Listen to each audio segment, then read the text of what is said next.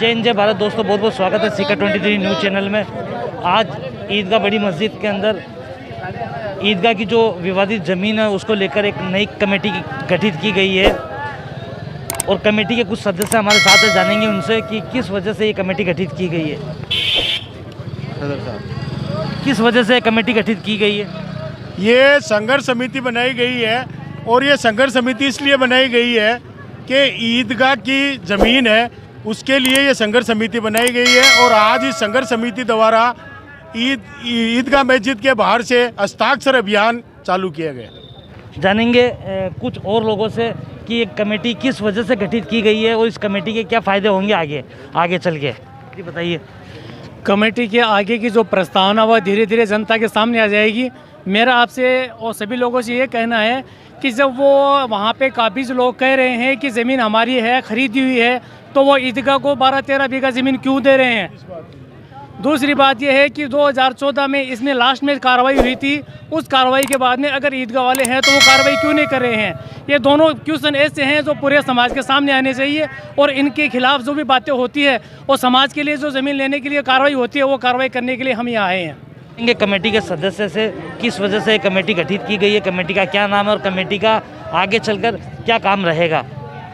बड़ी मस्जिद संघर्ष समिति की जो साक्षरता अभियान अब जामा मस्जिद से शुरू किया गया है और ईदगाह की ज़मीन है, हम सुनते आ रहे हैं, लेकिन ईदगाह कमेटी जो बनी हुई है उनको आगे आके काम करना चाहिए और सही ईमानदार आदमी काम करना चाहिए। ईदगाह की जगह ईदगाह को मिलना चाहिए और इसके लिए वो जितनी भी कमेटियाँ बनी हुई है, एक ईदगाह कमेटी चुन के ईदगाह आगे आ जाओ, हम उनके साथ हैं। ईदगाह की ज़मीन है, ईदगाह को दे दो और ये ईदगाह का ही है तो पूरे कौम के बच्चे, युवा सब साथ है। अभियान लगा हुआ, हस्ताक्षर अभियान आप देख रहे हैं माशाल्लाह कितने व्यक्ति जुड़ के गए हैं, लेकिन अभी तक तो नौजवानों को मालूम ही नहीं है ईदगाह की इतनी ज़मीन अपने शहर के अंदर है।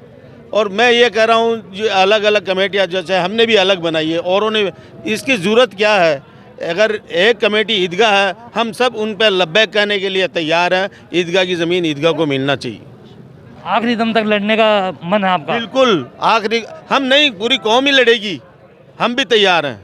तो ये देखिए, बड़ी मस्जिद ईदगाह की जो विवादित ज़मीन थी उसको लेकर एक हस्ताक्षर अभियान रखा गया है और एक नई कमेटी को गठित किया गया है। अस्सलाम वालेकुम। हम लोग तो जामा मस्जिद की जिन्होंने नींव रखी थी पीरे मियाँ साहब ने 250 साल पहले, उनके वंशज में है और उसके बाद में जामा मस्जिद की जो है वो स्थापना जो है वो पीरे मियाँ साहब ने की थी और उसके बाद उनके बेटे अब्दुल गनी साहब ने की थी और उसके बाद में उनके बेटे मौलवी जो है फजलुर रहमान साहब आए, उसके बाद हबीबुर रहमान साहब है, शफ़ी साहब आए। इन लोगों ने पीढ़ी दर पीढ़ी जामा मस्जिद की इमामत की थी।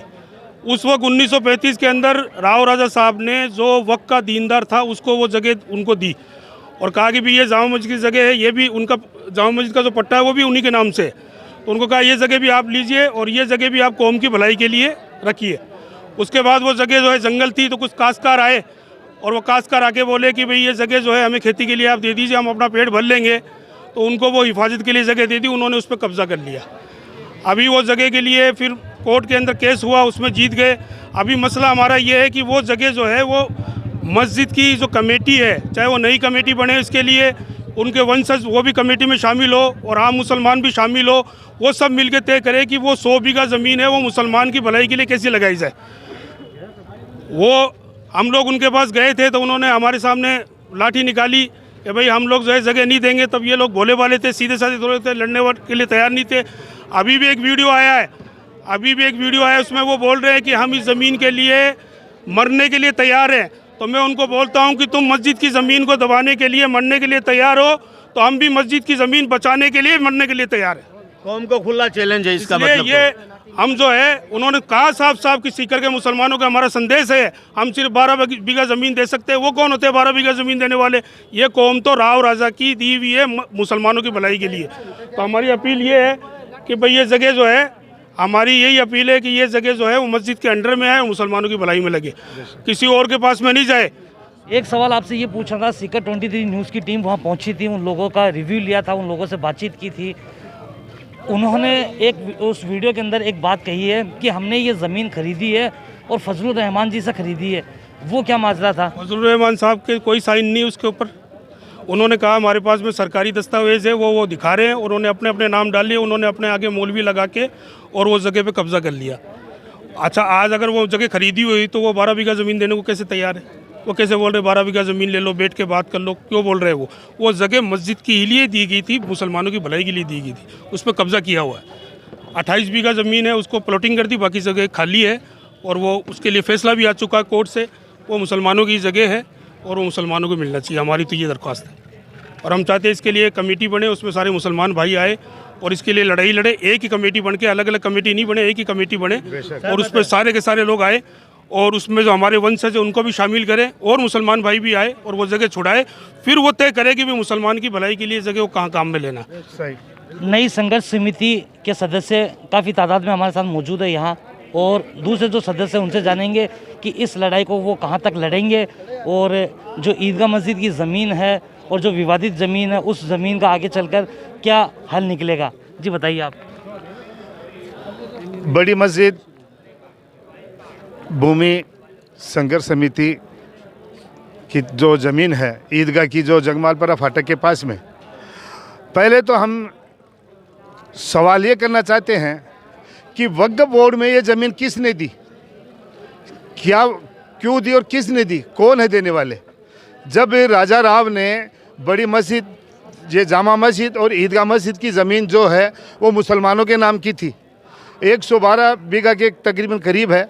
उसमें परसों एक वीडियो आया था, वहाँ के वो मकबूल जी है, उन्होंने बोल रहे थे कि 65 बीघा ज़मीन मेरी है।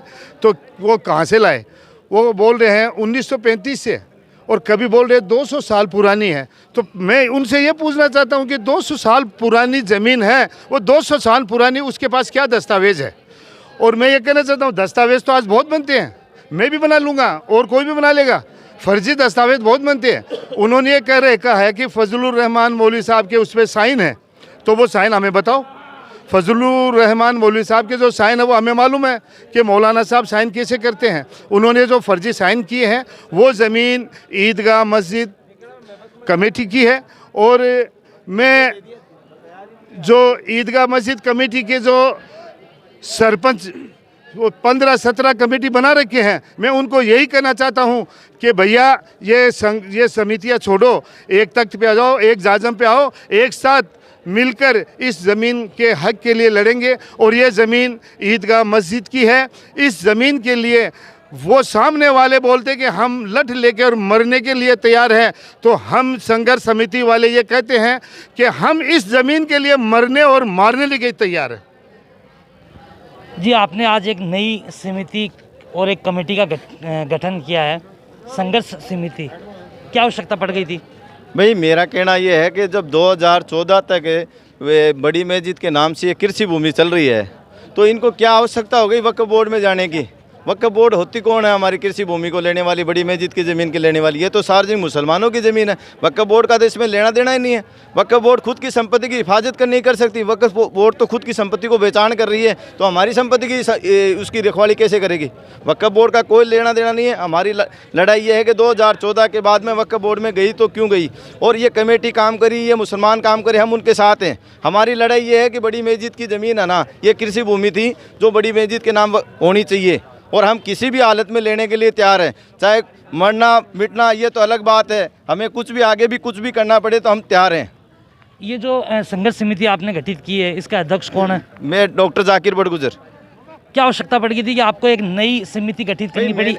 मैंने ये इनको दस्तावेज देखे, मैंने 5-7 दिन पहले मैंने दस्तावेज देखने के बाद इसमें कमियां दिखी मुझे। कमियां दिखने के बाद हम सुधार करने के लिए इसमें संघर्ष समिति बनाई हमने। तो पहले से कोई समिति या कोई संगठन नहीं था इसमें? नहीं, पहले से कमेटियां बनी हुई है, एक ट्रस्ट बना हुआ है, 2 कमेटियां बनी हुई है इसमें।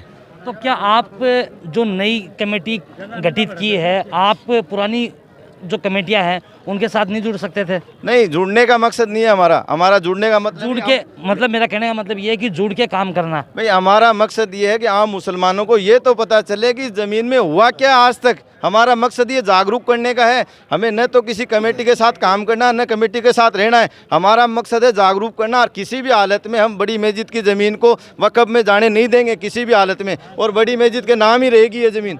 अच्छा, वो लोग सीक्रेट 23 न्यूज़ वहाँ पहुँची थी, वो लोग एक और बात कह रहे हैं कि यहाँ पर वक्फ बोर्ड के कई अधिकारी आए थे, चेयरमैन आए थे, वो क्या माजरा है? भाई मेरे को ये पता नहीं है कि वहाँ आए थे नहीं आए थे, उससे हमें कोई मतलब नहीं है। हम 2014 के बाद में जितने दस्तावेज हैं, जिस आदमी ने बना के वहाँ कमेटी ले जाके इसको वक़्फ़ में दिया, उसके खिलाफ भी कानूनी कार्रवाई करेंगे और इनके खिलाफ भी कानूनी कार्रवाई करेंगे, चाहे हमें हाई कोर्ट जाना पड़े इसके लिए। हम हाई कोर्ट जाने के लिए तैयार हैं।